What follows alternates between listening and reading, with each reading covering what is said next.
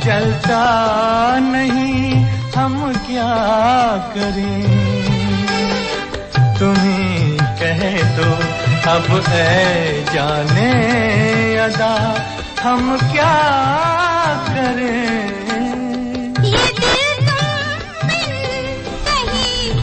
दोस्तों नमस्कार, मैं हूं भानु पुरोहित। प्रोग्राम है एक मुलाकात और आज इस मुलाकात में हमारे साथ हैं श्री फरसाराम जी बिश्नोई, उप निदेशक महिला अधिकारिता विभाग जोधपुर।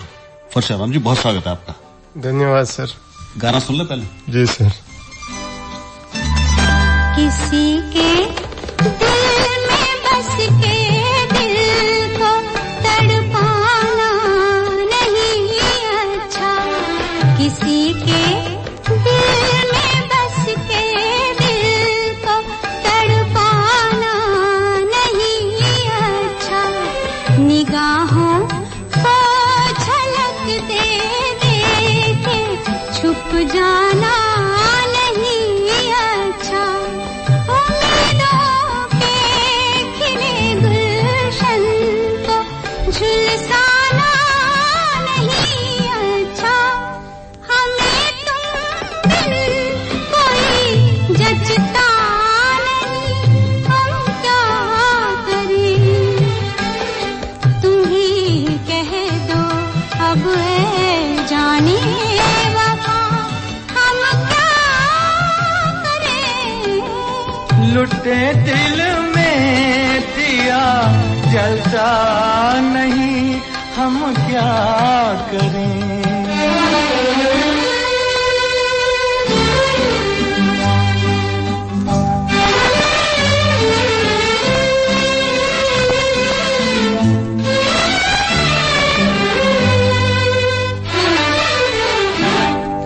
मोहब्बत कर तो लेकिन मोहब्बत रास आए भी, मोहब्बत कर तो लेकिन मोहब्बत रास आए भी, दिलों को बोझ लगते हैं कभी जुल्फों के साए भी, हजारों गम है इस दुनिया। बहुत सारी बातें हैं फरसाराम जी और बहुत सारे विचार हैं और कई ऐसे है कि कुछ चीजें हमें पता ही नहीं और लोगों को भी नहीं पता है। तो सबसे पहले तो जो आपका विभाग है जी सर, ये लबोलबाब क्या क्या काम करता है? हमारा विभाग का प्रशासनिक ढांचा इस प्रकार है सर जी। राज्य स्तर पे हमारे माननीय कैबिनेट मंत्री बने ममता भूपेश जी जी जी, और उसके बाद हमारे प्रमुख शासन सचिव होते हैं जी। उसके बाद हमारे 2 डायरेक्टरेट है सर। अच्छा। निदेशालय समेकित बाल विकास सेवाएं और निदेशालय महिला अधिकारिता जी। महिला अधिकारिता के अंदर हमारे आयुक्त मैडम है, जयपुर बैठते हैं, फिर अतिरिक्त निदेशक हैं, अन्य वहाँ पूरे विभागवार जो सेल्स है वो है। अच्छा। जिला स्तर पे जी जी, जिला स्तर पे हम जैसे मैं डिप्टी डायरेक्टर हूँ जी, और उसके बाद हमारे प्रोटेक्शन ऑफिसर है, फिर कार्यालय कार्मिक है। ब्लॉक स्तर पे हमारे सुपरवाइजर महिला अधिकारिता है। अच्छा। और ग्राम पंचायत स्तर पे हमारे ग्राम साथीन कार्य करती है। अरे वाह। इसी तरह आईसीडीएस का जिला स्तर पे डिप्टी डायरेक्टर आईसीडीएस है जी, फिर ब्लॉक पे इनके सीडीपीओज है, फिर एक सेक्टर होता है 5-7 पंचायतों का, उस पे एक सुपरवाइजर आईसीडीएस होती है जी, और उसके बाद में ग्राम पंचायत में आंगनवाड़ी केंद्र होते हैं जिनपे एक कार्यकर्ता, एक आशा सहयोगिनी और एक सहायिका होती है जी। यानी कि कमिश्नर से लगाकर साथीन तक एक नेटवर्क पूरा बिछा हुआ है। जी जी सर। मतलब चप्पे चप्पे की खबर आप तक रहती है। हाँ बिल्कुल जी जी। अच्छा, कौन कौन सी योजनाएं, बड़ी लंबी चौड़ी लिस्ट है आपकी योजनाओं की, तो खास हम ऐसी योजनाओं पे आज बात करेंगे जो आम आदमी की और खासतौर पे हमारे जो ग्रामीण भाई हैं जी सर, उनके लिए काम। कमिश्नर से लगाकर साथीन तक एक नेटवर्क पूरा बिछा हुआ है। जी जी सर। मतलब चप्पे चप्पे की खबर आप तक रहती है। हाँ बिल्कुल जी जी।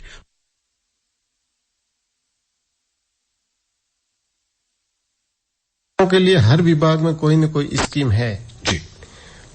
अब इस विभाग महिला अधिकारिता का ये योगदान है कि स्पेसिफिक महिला अधिकारिता को भी काफी महिलाओं बालिकाओं से संबंधित स्कीम दी हुई है। इसके साथ साथ अन्य विभाग जो महिलाओं और बालिकाओं के कल्याण के लिए, उत्थान के लिए, उनकी शिक्षा है, स्वास्थ्य है, पोषण है, परिवार कल्याण है, रोजगार है, स्वरोजगार प्रशिक्षण है जी, ये प्रदान करके उनको हम उनका सामाजिक स्तर बढ़े, उनका आर्थिक सशक्तिकरण भी हो।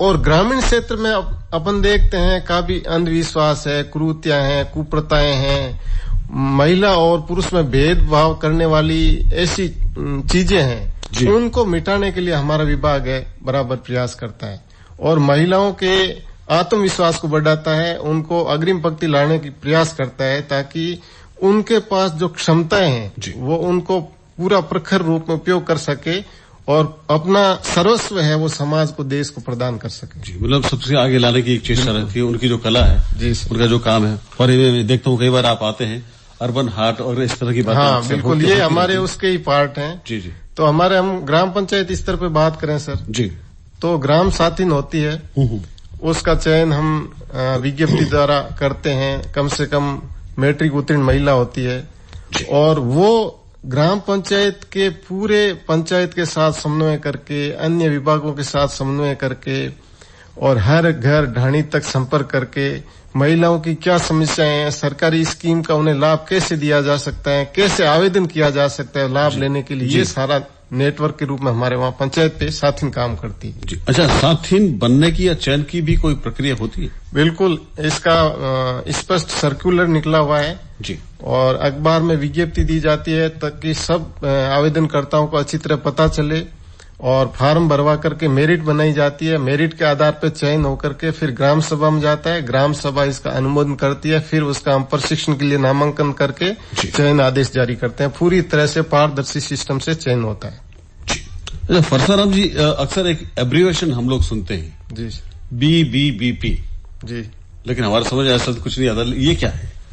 ये बेटी बचाओ बेटी पढ़ाओ योजना का पूरा नाम BBP का। जी जी। तो ये भी एक बहुत गंभीर इश्यू था जी। अपने देश में जब 2011 की जनगणना हुई जी, और वो आंकड़े जब माननीय प्रधानमंत्री नरेंद्र जी मोदी के ध्यान में लाए गए तो उसमें ये निकल के आया कि पुरुष और महिलाओं का लिंगानुपात है, शिशु लिंगानुपात है जो 0 से 6 साल का है जी, वो बहुत ही चिंतनीय दृष्टि से गिरता जा रहा है। अर्थात 1000 पुरुषों के मुकाबले महिलाओं की संख्या 1000 से कम होती जा रही है। जी जी। तो इससे बहुत ही एक आने वाले भविष्य की खतरे की घंटी को ध्यान में रखते हुए प्रधानमंत्री जी ने 22 जनवरी 2015 को हरियाणा के पानीपत जिला है वहां से इस योजना का शुभारंभ किया। जी जी। और इसमें जो नोडल विभाग है वो भारत सरकार का महिला एवं बाल विकास मंत्रालय है जी। इसके साथ मानव संसाधन मंत्रालय जिसे अपने शिक्षा विभाग कहते हैं जी, और स्वास्थ्य एवं परिवार कल्याण विभाग जी, ये 2 विभाग और हैं। 3 विभाग की मुख्य भूमिका है। इसके अलावा सारे विभागों की इसमें कुछ न कुछ रोल है। अच्छा, उसको भी परिभाषित किया गया है। न्यायालय से लेकर विधिक सेवा प्राधिकरण से लेकर पुलिस विभाग का, अन्य सारे विभागों का, प्रशासनिक विभागों का पूरा इसमें रोल है क्रियान्वयन में या इसमें कैसे अपन लक्ष्य हासिल कर सकते हैं उसमें। तो अपन देखें तो इस स्कीम के अंदर बात करें तो 2001 के अंदर भारत का जो शिशु लिंगानुपात था वो 927 था जी, और 2011 में 2011 में 1000 लड़कों के मुकाबले लड़कियों की संख्या 918 ही रह गई थी। अच्छा, 927 अर्थात इसको डाउन हुआ।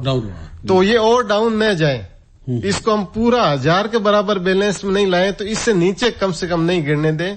तो 918 के आंकड़े से जिन जिलों में ये नीचे था उन 100 जिलों को चिन्हित करके भारत सरकार ने फर्स्ट फेज में ये स्कीम लागू की और 2016 में भारत के पूरे जिलों में ये लागू कर दी गई है और अपने जोधपुर जिले में भी 2016-17 से ये स्कीम लागू हो गई। क्या इसका आउटपुट क्या कुछ निकला परिणाम अच्छा शौकत? हाँ, अब अपन बात करें तो जोधपुर जिले का CSR था वो भारत सरकार के जो आंकड़ा था उसके थोड़ा ठीक था लेकिन कम था, अपेक्षा अनुसार नहीं था, तो जोधपुर जिले को शामिल किया। अब क्योंकि जनगणना 2021 में होनी है, वो प्रक्रिया चल रही है जी, तो इसका डाटा हम कैसे निकालते हैं कि मेडिकल डिपार्टमेंट का पीसीटीएस सॉफ्टवेयर होता है, जिसको ओजस नाम भी दिया गया है।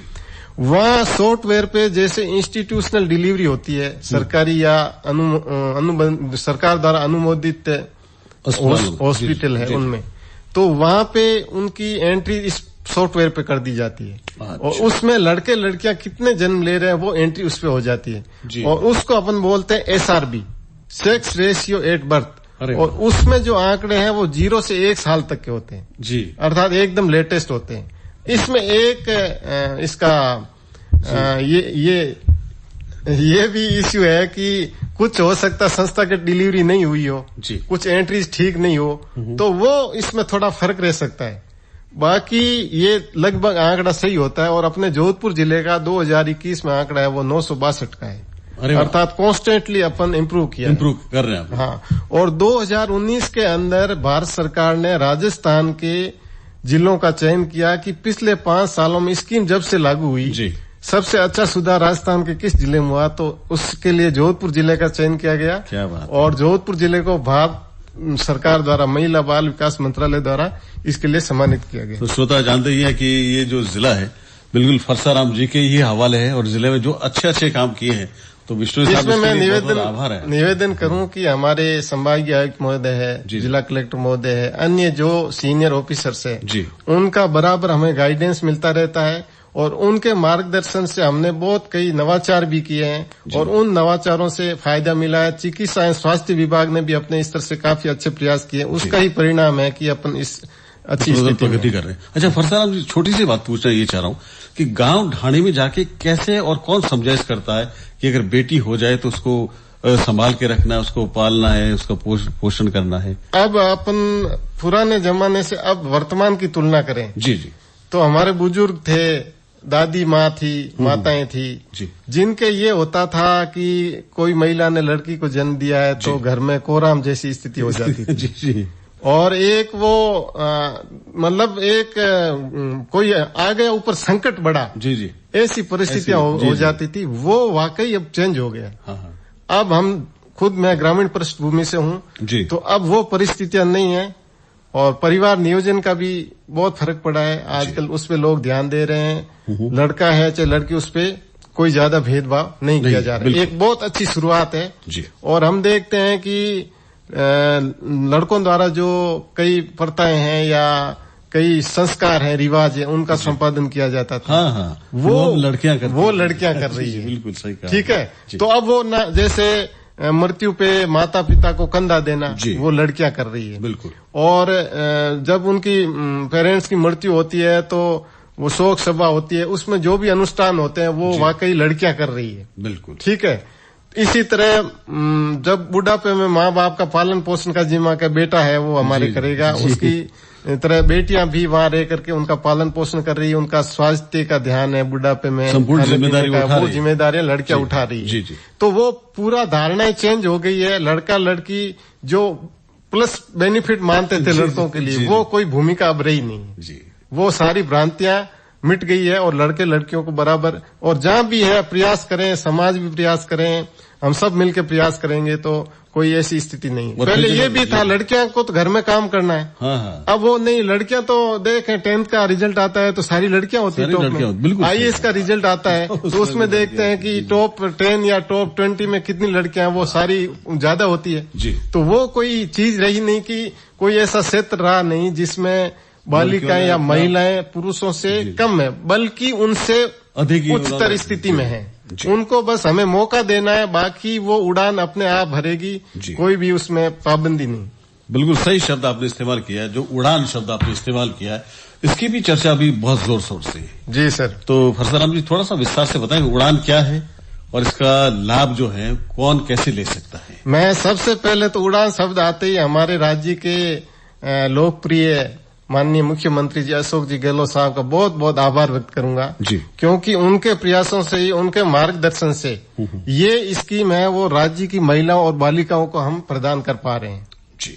उन्होंने अपने बजट, पिछले बजट में उड़ान नाम से स्कीम का नई स्कीम शुभारंभ करवाने जा रहे हैं जी। इसके अंदर ये है सर कि बहुत पहले आपने अखबारों में पढ़ा होगा कि स्कॉटलैंड एक ऐसा देश है जिसने महिलाओं के लिए सैनिटरी प्रोडक्ट है वो सारे फ्री कर दिए। बिल्कुल सही। जी जी। तो अपने देश में ये स्थितियां नहीं थी, अब राज्य में भी ये नहीं थी, तो यहाँ भी माननीय मुख्यमंत्री जी ने ये बीड़ा उठाया और विभाग को बहुत अच्छी एक महत्वाकांक्षी बहुत ही उपयोगी स्कीम है वो प्रदान की है जी।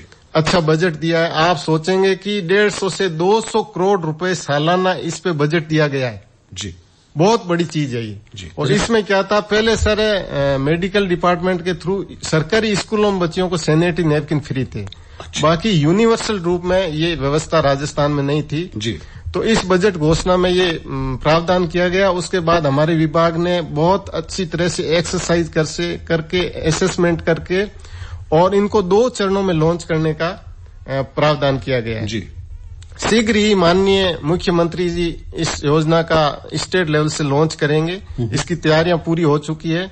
फर्स्ट फेज में हम हमारे जिले के जितने भी बाल विकास परियोजना अधिकारी के ब्लॉक्स होते हैं उनमें से 5-5 आंगनवाड़ी चिन्हित की है। अच्छा। और उन आंगनवाड़ियों के चिन्हित अर्थात अपने जिले में 11 प्रोजेक्ट है, प्रत्येक प्रोजेक्ट में 5 आंगनवाड़ी, इस तरह से 55 आंगनवाड़ी केंद्रों के महिला और बालिका जो 18 से 45 साल के एज की है जी, उन चिन्हित लाभार्थियों को प्लस गवर्नमेंट स्कूल से जुड़ी हुई सारी बालिकाओं को अच्छा ये फर्स्ट फेज में निःशुल्क सैनिटरी नैपकिन वितरित किए जाएंगे।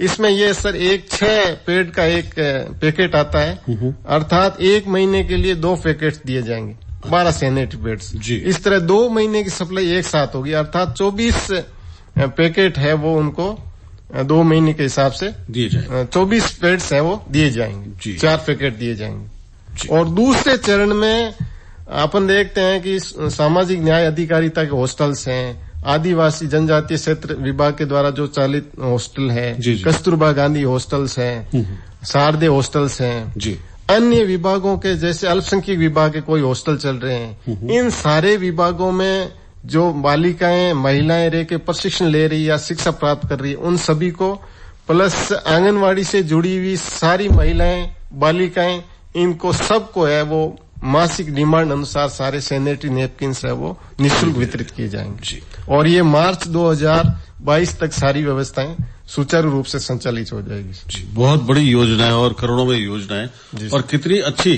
सोच है जी सर माननीय मुख्यमंत्री महोदय की कि मुख्यमंत्री महोदय जी का ये मानना है कि महिलाओं की कई बीमारियां हैं जो इन स्वच्छता संबंधी कमियों की वजह से जागरूकता के अभाव की वजह से ये पनप रही है। हम देखते हैं ग्रामीण क्षेत्रों में इस के बारे में जागरूकता के अभाव में कि इनका उपयोग करना चाहिए, ये भ्रांति के अभाव में भ्रांति के कारण काफी महिलाओं को स्वास्थ्य संबंधी दिक्कतों का सामना करना पड़ता है जी।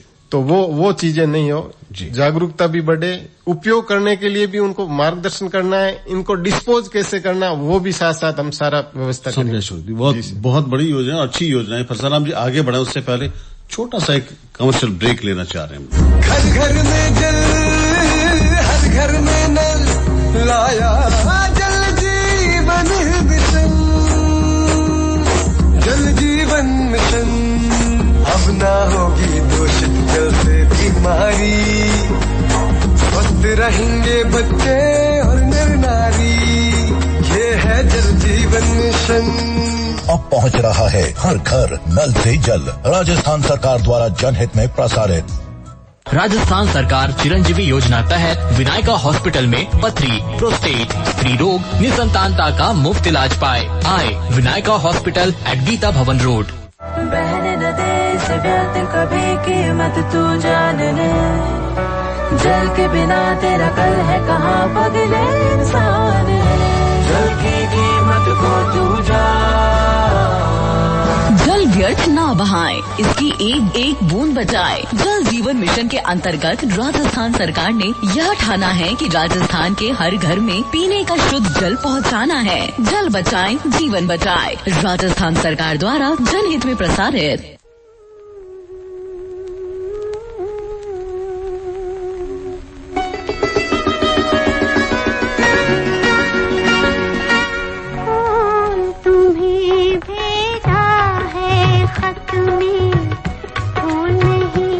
मेरा दिल है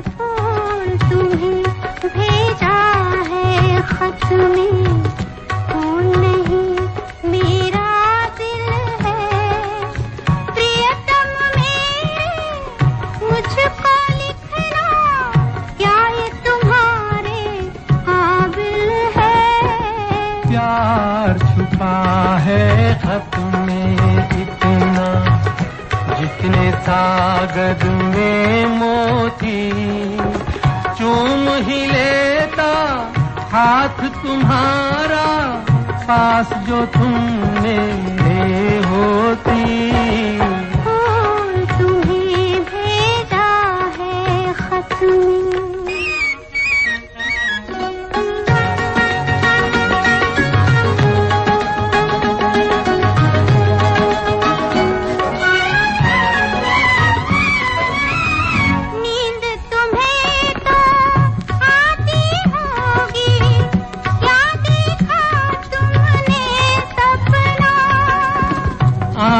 खुली तो तन्हाई थी, सपना हो न सका अपना।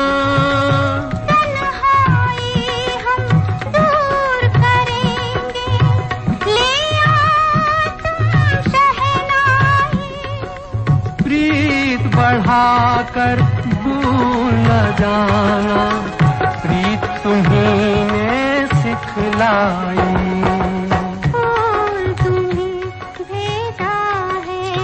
ब्रेक के बाद फिर से आप सभी का स्वागत। मैं हूं भानु पुरोहित। आज हमारे साथ है मुलाकात में फरसाराम जी बिश्नोई, उप निदेशक महिला अधिकारिता विभाग जोधपुर। बिश्नोई साहब, एक और शब्द अक्सर हम सुनते हैं, वन स्टॉप सेंटर, यानी कि सखी केंद्र। हाँ बिल्कुल सर जी, क्या है ये? पहले अपने राजस्थान में ही अपराजिता नाम से सेंटर चलता था, हिंसा से पीड़ित महिलाओं के राहत देने के लिए जी, जिसी को भारत सरकार ने नाम चेंज करते वन स्टॉप सेंटर नाम से पूरे भारत के संपूर्ण जिलों में जी ये सेंटर खोले गए और अपने जोधपुर में 26 जनवरी 2019 से ये सेंटर चल रहा है जी। और इस सेंटर को 181 हेल्पलाइन है, अच्छा, उससे कनेक्ट किया गया है। कोई भी महिला घर बैठे ही 181 डायल करके अपनी कोई भी समस्या है उसका समाधान कर सकती है जी। मतलब समस्या कोई भी हो, कोई वो जैसे राजस्थान प्रशासनिक विभागों से संबंधित है उसका इसके साथ ही है। जैसे महिलाओं से संबंधित समस्या है तो वो डाइवर्ट होकर हमारे विभाग वाली हेल्पलाइन में आएगी। अच्छा। और बाकी राजस्थान संपर्क पे जाती है 181। समस्याएं सारी हर नागरिक की होती है, महिलाओं से संबंधित स्पेसिफिक है, वो अलग हमारे यहाँ डील होती है। कोई भी महिला चाहते इस पे क्या गुप्त रखा जाता है, नाम वगैरह कुछ या कोई? हाँ, वो गोपनीयता रहती है जी। महिला जो भी नाम बताती है, मोबाइल नंबर है, वो रजिस्टर में गोपनीय रहते हैं। महिलाओं की समस्याएं दर्ज करके वो सेंटर पे आती है तो उसकी काउंसलिंग करके जो भी है प्रतिपक्ष को बुला करके समझाइश की जाती है। समझाइश से समाधान नहीं होता है तो कानूनी कार्रवाई करने के लिए उसको मार्गदर्शन प्रदान किया जाता है जी। बड़ी अच्छी है। कोई भी चाहे तो मोबाइल से घर बैठे कोई किसी सुदूर गांव से भी आपको फोन कर सकते हैं, 181 पे। आपको पहले उसके पहले 0291 लगाना होता है? नहीं, या कुछ नहीं, सीधा 181 चाहे मोबाइल से करें या कहीं। बिल्कुल जी जी।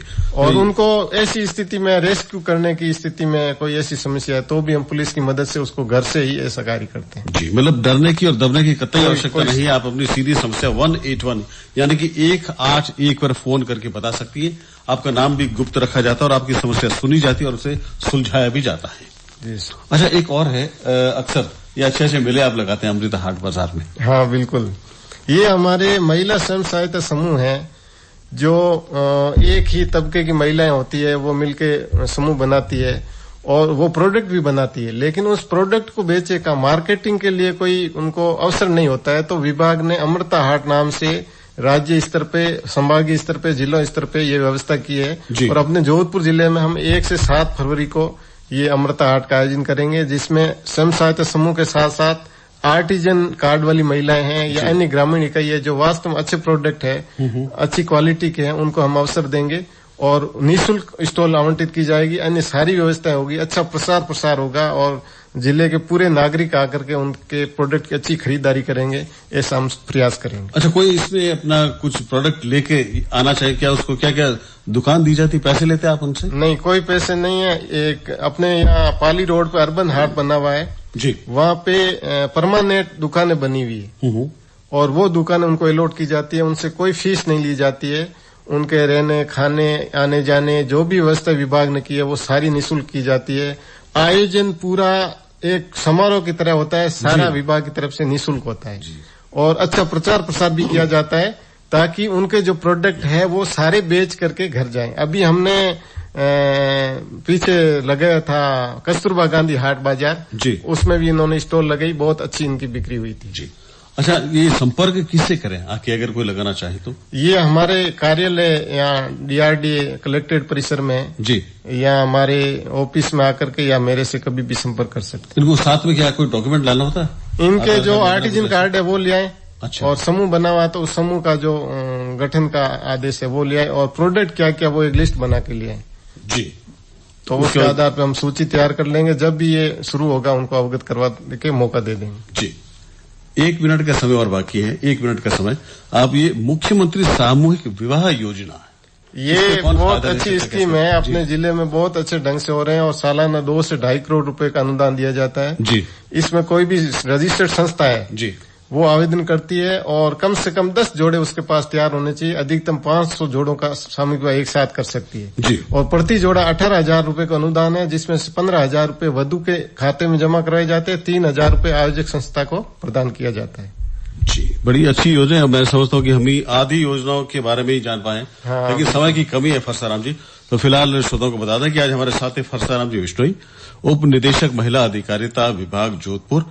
आपसे फिर मुलाकात बाकी है अभी, तो फिर मिलेंगे आपसे। फिलहाल आप आए, आपका बहुत बहुत धन्यवाद।